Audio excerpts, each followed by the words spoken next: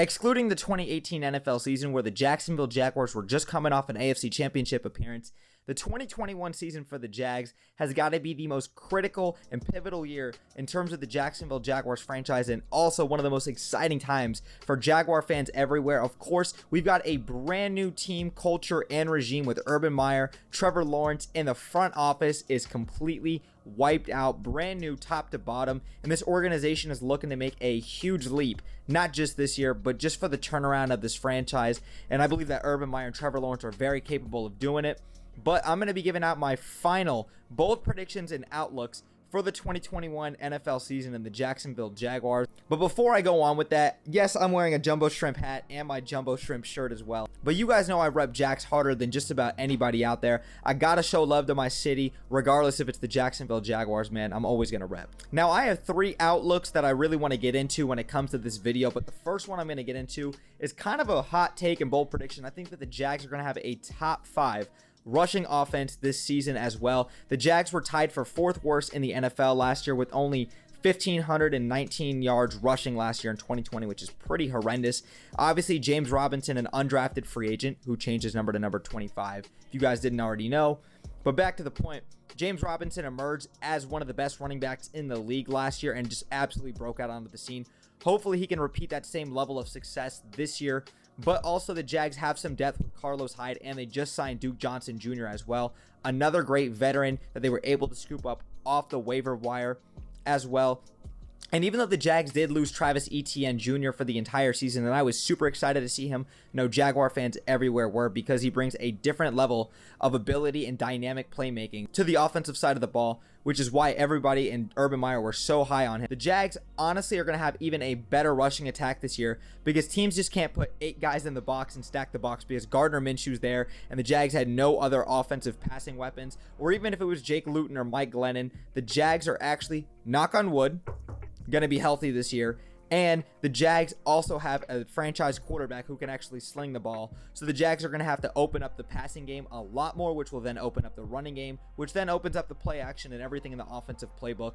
So the Jags, with another year of continuity on the offensive line with everyone hopefully healthy and together, this is going to be huge for the Jags running game. And I believe that they can have a top 5 rushing attack this year. Now, the second one I'm going to get into, I've said this multiple times and I'll say it yet again. I believe that the Jags are going to have a top 16 defense, and I'm just going to say that's top half of the league. 32 teams, top 16. I think that they'll be somewhere between the 12 to 16 range, and I truthfully believe this because I believe that they have so many young guys that are just going to absolutely emerge and burst onto the scene now that they're back in their natural positions, back in the 3-4 defense. Like Joe Cullen coming over from the Baltimore Ravens, our defensive coordinator, is going to be putting these guys in a position to succeed with guys like Josh Allen, who's already a Pro Bowler, who was injured last year, Kayvon Chason, who did struggle last year but came onto the second half of the season much better and obviously is only going to continue to get better. CJ Henderson and Shaq Griffin proved to be cornerback number 1 and number 2. Obviously Tyson Campbell right there in the slot. Then you got guys like Andre Sisco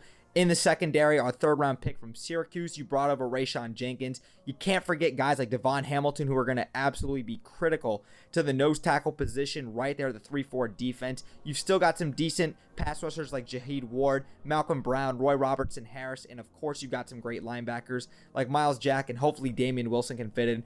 This defense has a lot of potential with this 3-4 defense, and I seriously am telling you, I think that this can be very reminiscent of Saxonville in a lot of ways. It's not going to be quite as good as them. I'm not actually that crazy, but I think that they can definitely be 12 to 16 range when it comes to total defensive ranking. And my third and final bold prediction, wherever you want to call this, has got to be, I think Trevor Lawrence is going to win Offensive Rookie of the Year. Now, obviously, he's going to be the front runner for Offensive Rookie of the Year. Guys like Najee Harris and Mac Jones are going to be definitely thrown into the equation. But if the Jags can get to 9-8, which I believe that they will, I think that their ceiling's 10-6. I believe that their floor is 6-11. But I do think that the Jags squeak out a wild card berth. I seriously mean that. I think that the AFC South is up for grabs, and I do believe in Urban Meyer and Trevor Lawrence, especially taking care of the early season schedule where the Jags could potentially go 4-0 or 3-1 with opponents like the Houston Texans, the Denver Broncos, the Arizona Cardinals, and the Cincinnati Bengals. The Jags can definitely take care of business and possibly squeak out a playoff berth, which I think is possible. Back to the point of Trevor Lawrence winning an Offensive Rookie of the Year.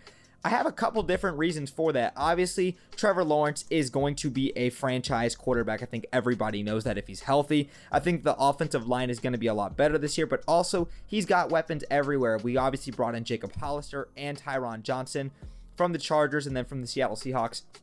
2 more passing weapons for him. As I alluded to earlier, the running game is going to be better, but also you get guys like DJ Chark back, Laviska Shenault, and Marvin Jones Jr. as well.